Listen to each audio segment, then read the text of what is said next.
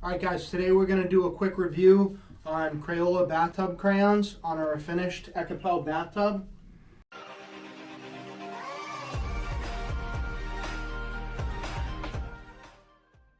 Alright guys, pick a couple crayons.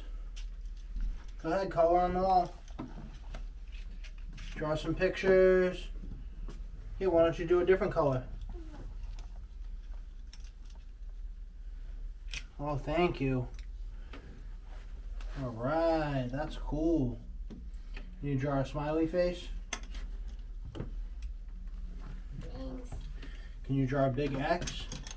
Bathtub crayons, kind of fun for bathtub time, but we'll show you how easy they are to apply and how easy they are to clean. A little bit of force. You can just wipe this right off just with a dry paper towel.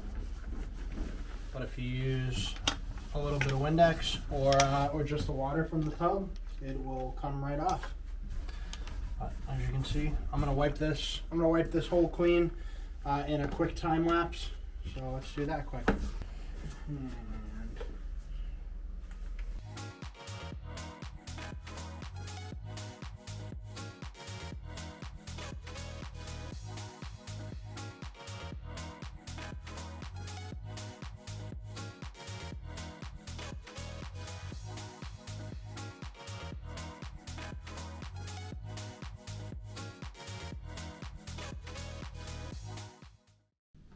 Alright guys, I hope you found that video helpful, insightful. For the Crayola crayons, they come off of the Ekopel product, so that's not a problem. I didn't wash them in a normal bath situation, so cleaning them I think would be easier if you were using a face cloth to wash them right off.